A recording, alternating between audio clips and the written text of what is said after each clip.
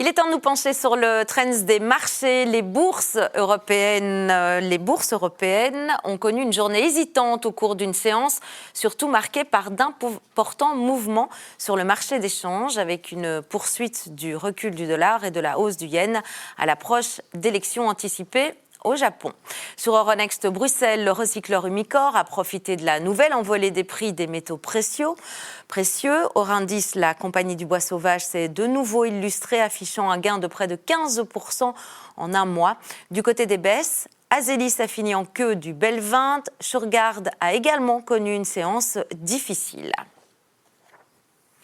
Vendredi dernier, le Tchécoslovaque Group, le CSG, a fait une entrée remarquable à la bourse d'Amsterdam. L'action du secteur de la défense a ouvert à 28% au-dessus du prix de souscription. C'est la conversation du jour avec notre expert et analyste Éric Joly. Bonsoir et bienvenue.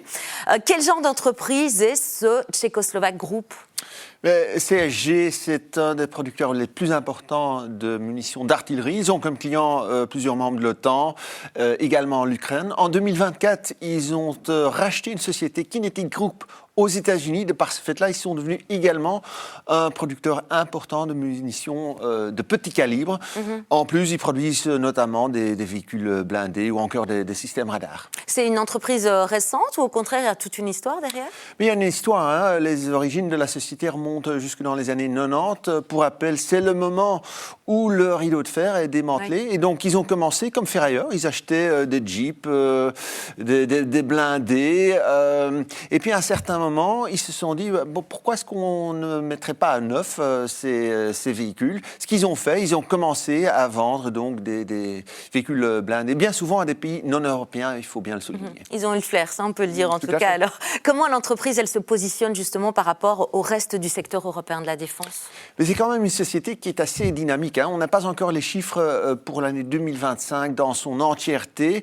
On a des résultats provisoires qui ont été arrêtés en date du 30 septembre 2025. Et là, c'est déjà un beau résultat, un chiffre d'affaires de 4,5 milliards d'euros. Pour l'entièreté de 2025, il table sur 6,4 milliards de chiffre d'affaires et sur une marge EBIT de 24 à 25%. Donc, c'est vraiment une société qui a le vent en poupe, si je puis dire. Vous l'avez dit, hein, donc l'action elle a fortement augmenté. Est-ce que vous avez une idée de la taille de l'entreprise par rapport aux autres actions non défensives cotées à la bourse d'Amsterdam ? Oui, c'est vrai, elle a fait une entrée en fanfare, si je puis dire. Donc, après 2 journées de cotation, on voit qu'elle représente déjà une capitalisation boursière de 33,5 milliards d'euros.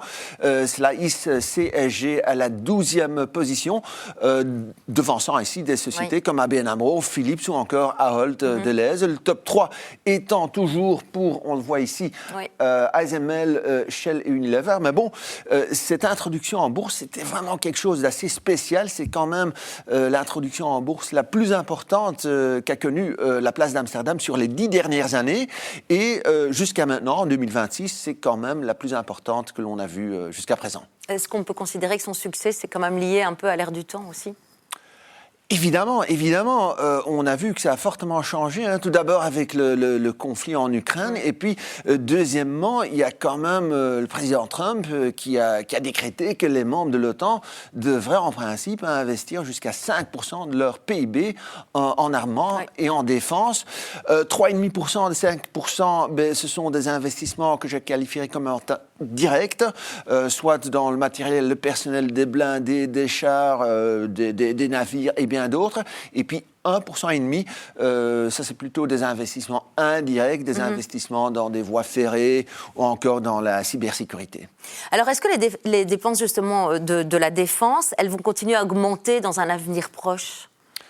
Je pense que ce sera le cas. À mon avis, on parle vraiment d'une tendance qui est irréversible. Et ici, on voit à l'écran l'évolution d'un tracker qui représente l'évolution justement du secteur européen de la défense. Et vous voyez, donc voilà, dans un laps de temps d'un peu plus d'1 an, on voit que ça s'est très très bien passé. Ça se passe très très bien. Alors on va conclure. Hein. Je me souviens qu'il y a quelques temps, la plupart des banques, elles refusaient d'accepter des ordres qui provenaient d'entreprises du secteur de la défense. Aujourd'hui, ça appartient au passé. Là c'est la tendance aujourd'hui. Clairement, ce que l'on a vu dans le passé, c'était dû aux fameux critères ESG, Environmental, Social, Governmental.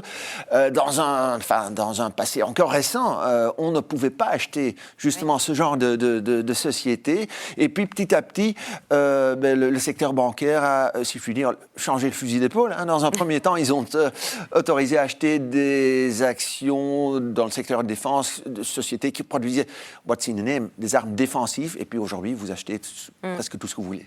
Merci pour votre analyse et votre expertise, Éric Joly. À tout bientôt. Merci à vous. C'était le Trends des marchés du jour. Merci de nous suivre.